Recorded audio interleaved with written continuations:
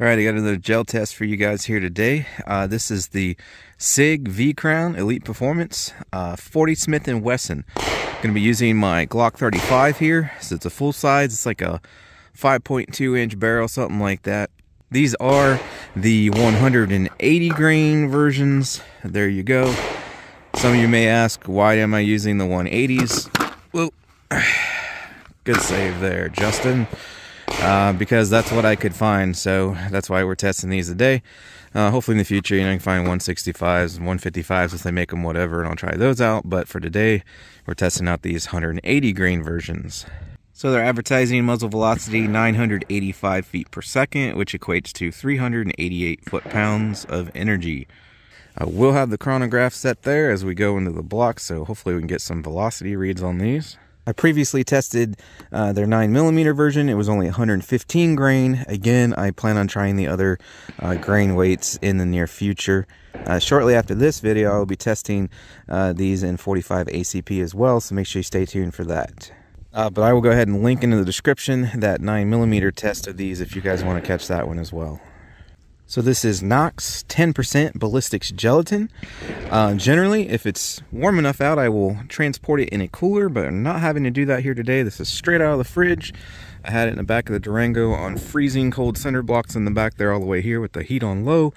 And now we're sitting outside in about 34, 35 degrees and it's a little breezy, so it should be good to go. Optimal temperature for these is 39 degrees, so it's definitely cold enough today.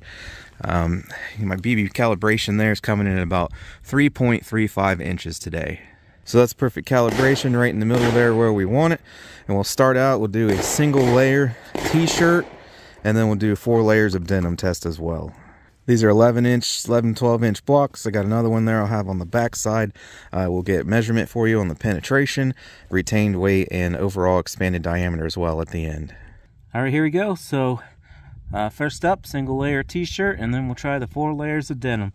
Got the chronograph set up there, as you can see. If we get a read, I'll show you guys the velocity. All right, I think we got a capture there. 973 on the velocity. So you can see our entry there. Right there, the t-shirt. Wow. I love 40 Smith & Wesson. I can't wait to see what the 45 version does, but that is a massive cavity. It's like 2.5 inches or more. I'll try to get a measurement on that. So there's our capture. So looking about 13.5, 14 penetration on the bounce back there. Of course, like I said, we'll get a measurement. There's from the side. That is beautiful. A little easier for me to see probably, but I got this lined up on the very edge there at the widest point, which it's kind of hard to see under these bubbles, but back there it comes out pretty much just as far there. And then you can see clear over there almost to the 3 inch mark. So it's like 2 7/8 inch. That's a pretty, I don't know if I've ever seen a wound cavity that wide, a permanent cavity. Now thus far on the channel, as far as gel tests go, I've mostly done 22, 380, 9mm, and 45. 40 is my favorite. I just didn't have a whole lot of different defense ammo to test for it yet, and I'm trying to fix that. And so that's part of the reason why this is probably a little shocking to me. I know 40 is more powerful than 9 and 45 in general. And for those who don't believe me, just look it up. Your standard 9mm load is like 364 foot-pounds of energy. 45 comes in a little lower than that. And 40 Smith & Wesson is generally at the high 300s, like it is marked on this box here, 388 foot-pounds. And a lot of them are even into the 400 foot-pound range just for your standard loads like FMJ practice rounds. And that's the slower 180 grain ones. That's pretty impressive cavity there. So let me get the 4 layers of denim up and see if she still performs the same. Probably see a little less performance through the denim. All right, here we go with the 4 layers of denim. What do we get? 977. Was that the same read? I gotta go back and check my footage. We might not get a read on that if it's the same. Okay, 973 on the first one, so we did get a read there, 977. And I can see it penetrated much further because undoubtedly it did not expand as much because the denim altered its performance there. So I believe that's kind of the same thing I experienced with the 9mm version. Anyway, so there's your permanent cavity, which still is not bad. But you can see that the one on the right there, it's a little, it looks real wide here, but it kind of like tapers off right there. So this one stays much wider, and it's like all the way out there, so you can see through the t-shirt. It's definitely larger there. Still a pretty nice permanent cavity though, even though we didn't get full expansion. And there she rests, and you can see it's not fully expanded.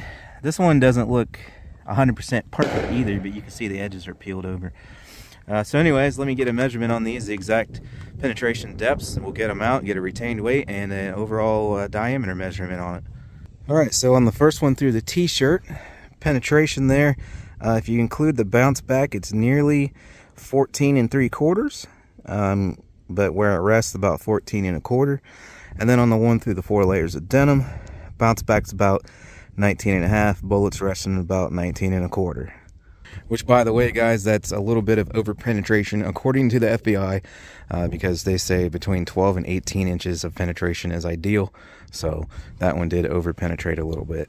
And I'll just go ahead and address it now, because I get this comment often. A lot of times people will comment, well, yeah, but no one wears 4 layers of denim, dummy. Well, it's cold out. This jacket here alone, just the jacket itself that I wear here when it's cold out, like right now, is probably just as thick as those 4 layers of denim there. And that doesn't count if it gets colder out. I'm wearing a t-shirt under this right now. If I'm wearing like a long sleeve sweater or whatever, or even multiple layers, like if I'm going to be out in the colder weather than this, mid-30s, extended period of time, I'm definitely wearing way more bullet stopping compound there than 4 layers of denim. So, and that's a really good perform no matter what test, because I've also shot plenty of bullets through those 4 layers of denim where they're nearly identical through the t-shirt and the denim. So it does a real good job of narrowing down the best of the best by using that. All right, so I'll give you guys a close-up real quick here. So obviously this is the one that went through the denim, and then there's your one through the t-shirt there.